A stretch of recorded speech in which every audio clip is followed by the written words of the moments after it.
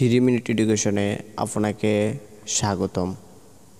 আমরা আজকে শিখব সম্পাদ্য বা প্রবলেম কাকে বলে এবং সম্পাদ্যের কয়টি অংশ কি কি, এটি নিয়ে আজকে আমাদের আলোচনার বিষয়। আপনি যদি 3 মিনিট এডুকেশন নতুন হয়ে থাকেন তাহলে চ্যানেলটি এখনই সাবস্ক্রাইব করে পাশে থেকে বেল আইকনে ক্লিক করে নিন, যাতে করে আমাদের পরবর্তী ভিডিও আপনি পেয়ে যান। সম্পাদ্য বা প্রবলেম কাকে বলে? যে প্রতিজ্ঞায় কোনো জ্যামিতিক বিষয় অঙ্কন করে দেখানো হয় এবং যুক্তি দ্বারা অঙ্কনের নির্ভুলতা প্রমাণ করা হয় তাকে সম্পাদ্য বলে।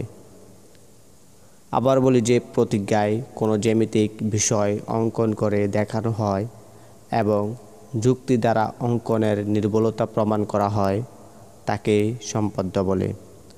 যেমন, প্রদত্ত কোণের সমান করে একটি কোণ অঙ্কন করো। এখন শিখব সম্পাদ্যের কয়টি অংশ ও কি কি। সম্পাদ্যের প্রধান দুটি অংশ থাকে, যথা ক উপাত্ত এবং খ করণীয়।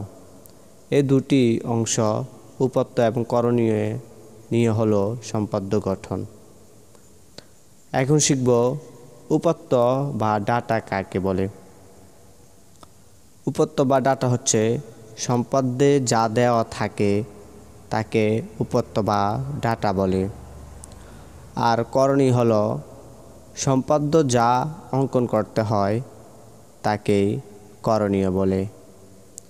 এই ছিল আমাদের আজকের ভিডিওটি। পরবর্তী ভিডিও দেখার জন্য আমন্ত্রণ রইল। সে পর্যন্ত ভালো থাকবেন। ধন্যবাদ।